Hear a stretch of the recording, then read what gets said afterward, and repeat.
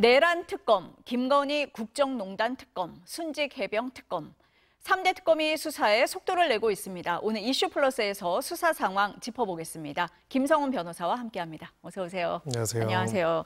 먼저 내란 특검부터 좀 살펴보겠습니다. 내일 윤석열 전 대통령 2차 조사에 나오잖아요. 그런데 뭐 나가기도 전부터 날짜 바꿔달라, 시간 바꿔달라, 뭐 조사자 바꿔달라 이런 얘기를 했잖아요. 무슨 의도라고 봐야 됩니까? 네, 법률적으로 합리적이고 상식적인 의도를 추론할 수 있는 태도는 아니긴 합니다. 사실은 기본적으로 지금까지 벌어졌던 모든 일들에 대해서 가장 중요한 포인트 중에 하나는 너무 늦은 수사다.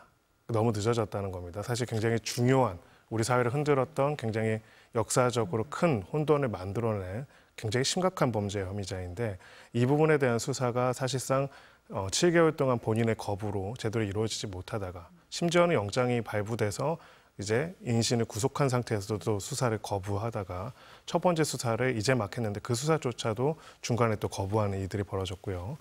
자, 결론적으로는 왜 이럴까? 수사라는 과정에서 이 수사 과정에서 실체적 진실이 무엇인지 밝히고 거기에 대한 책임을 지는 그런 자세가 아니라 수사가 아닌 수사를 받는 피의자가 아닌 정치인으로서 자신들의 지지 세력한테 정치적인 메시지를 보내고 이것을 마치 정치적 갈등처럼 특검과 피의자 윤석열 사이에서의 정치적 갈등인 것처럼 보여지고자 하는 의도가 저는 크다고 생각을 합니다.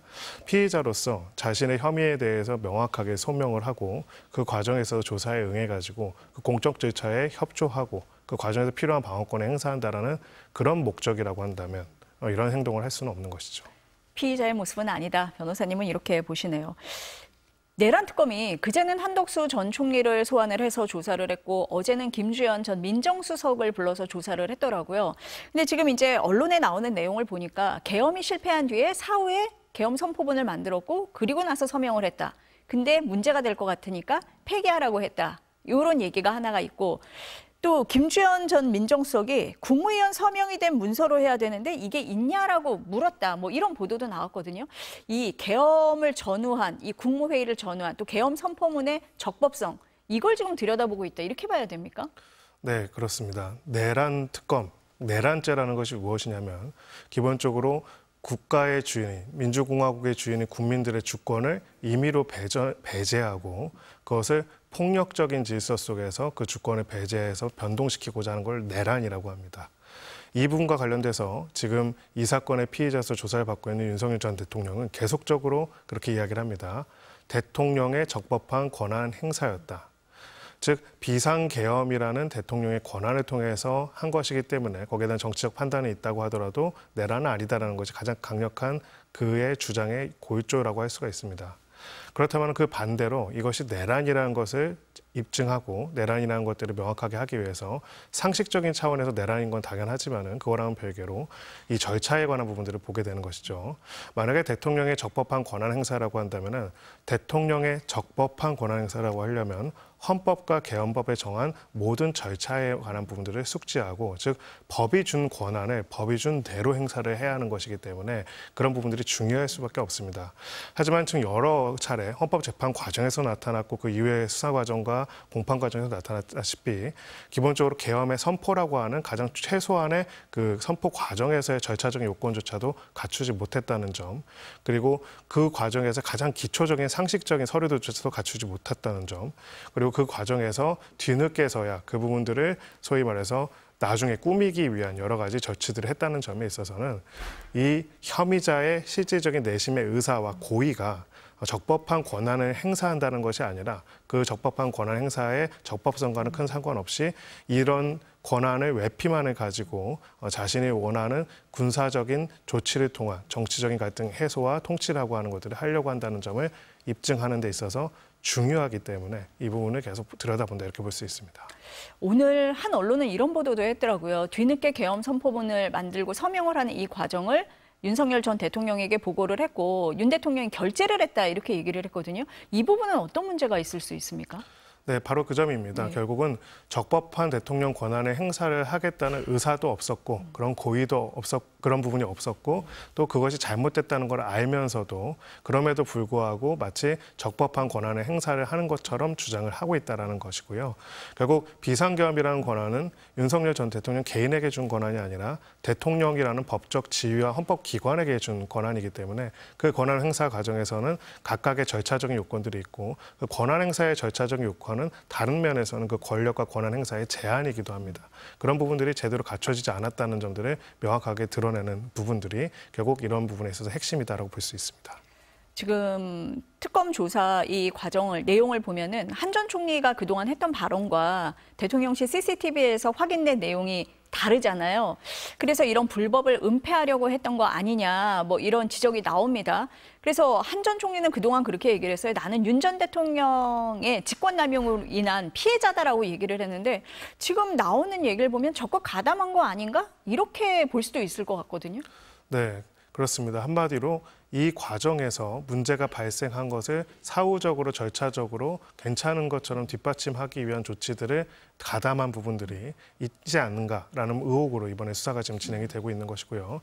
그런 점에서는 결국은 구두로 국무회의에서 일부 반대하는 발언을 했다고 하더라도 결과적으로 이 과정과 절차에 협력했을 뿐만 아니라 사후적으로 그 과정이 적법한 것인 것처럼 만들어가는 과정에 사실상 가담을 했다고 한다면 방조이자 결국은 그 과정의 실체적 진실을 밝혀내는 것을 방해한 것이다라고 볼 수밖에 없습니다. 특검이 어제 안덕근 산자부 장관, 유상임 과기부 장관을 불렀고 오늘은 보니까 이주호 교육부 장관을 소환해서 조사를 하고 있는데 이 세 장관의 공통점이 뭐냐면 계엄 선포 전 국무회의는 참석을 하지 않고 이후 계엄 해제에만 참석을 했거든요. 먼저 부른 이유가 있을까요? 네, 결국은 이제 어떤 면에서는 두 가지 방향에서 같이 가고 있다고 봅니다.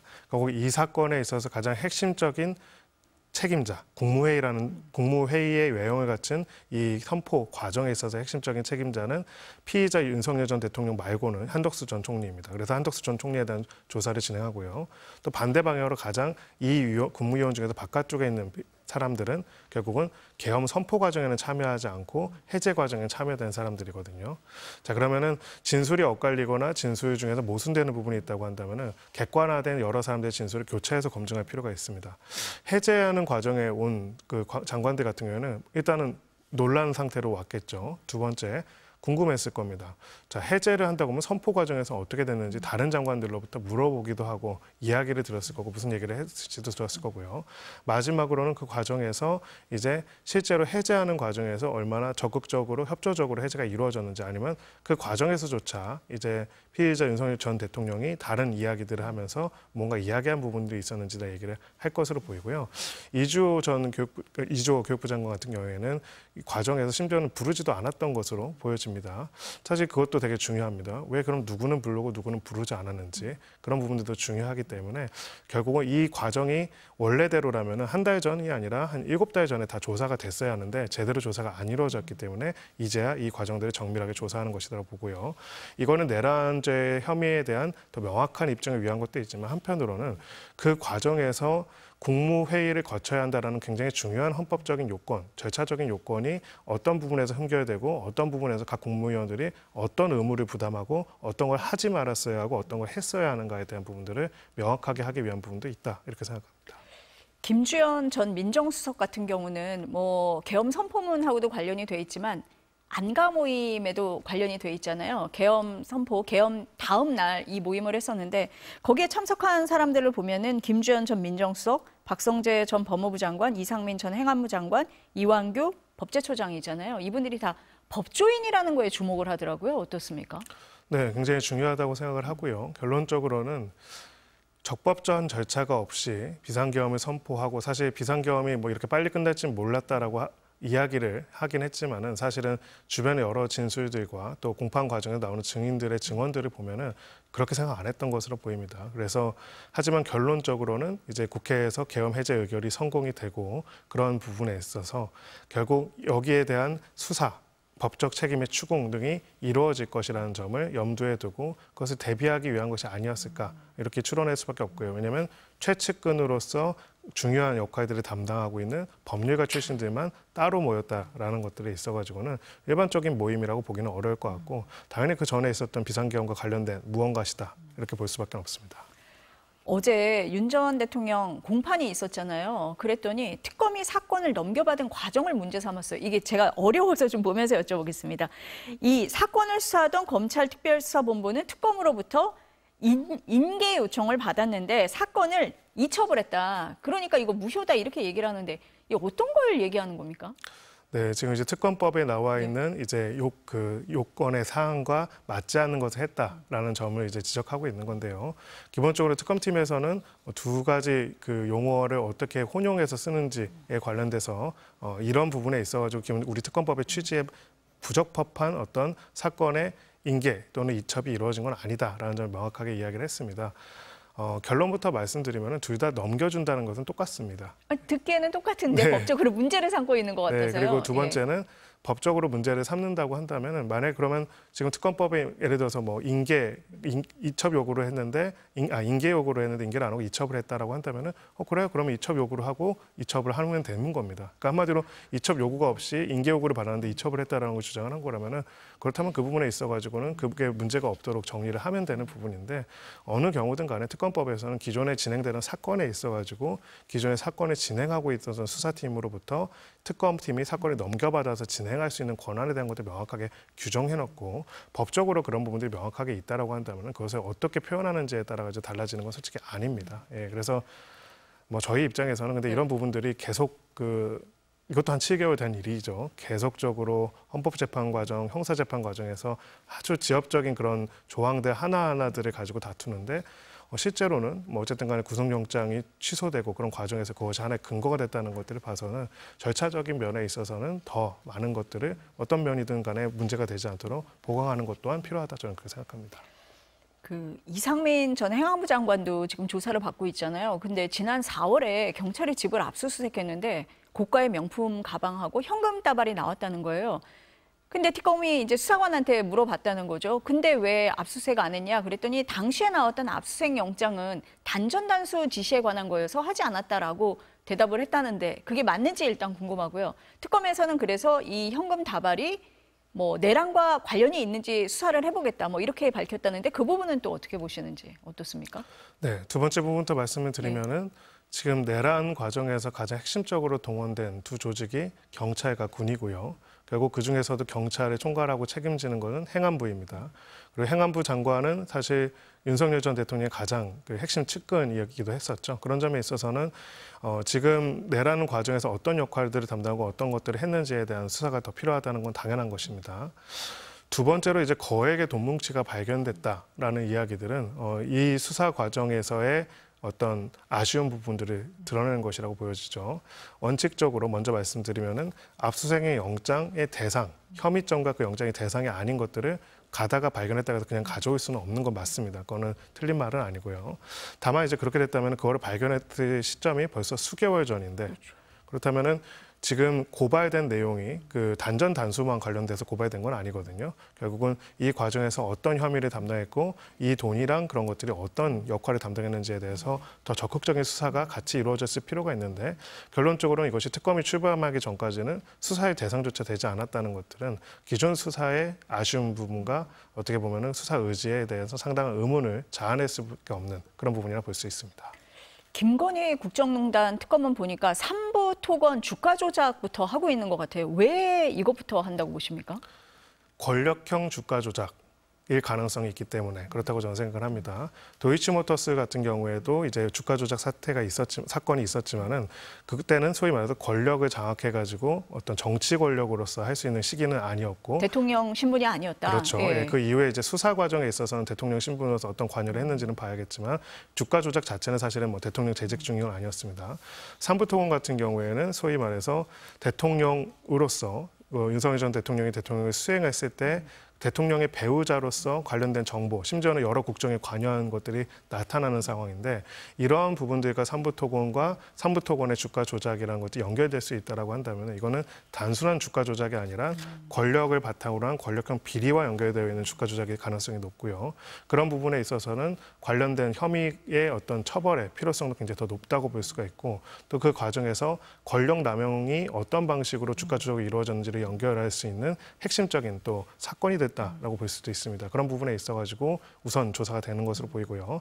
두 번째는 도이치모터스 같은 경우에는 또 어쨌든 주변 인물들에 대한 조사, 어쨌든 공판 과정에서 상당한 증거가 쌓여 있는 반면에 삼부토건 같은 경우에는 어떻게 보면 수사가 제대로 시작도 안 됐기 때문에 그런 점에 있어서도 증거 수집이 빠르게 이루어질 필요가 있다 이렇게 볼 수 있습니다. 지금 순직 해병 특검은 보니까 다음 주부터는 이른바 VIP 경로설에 대해서 본격적으로 수사를 하겠다 이렇게 밝혔습니다. 임성근 전 해병대 1사단장 이미 소환이 돼서 조사를 받았고 또 부른다고 하고요. 다음 주 월요일에 김계환 전 해병대 사령관을 소환하겠다 이렇게 얘기를 했거든요. 그 과정을 보겠다 뭐 이렇게 봐야 됩니까?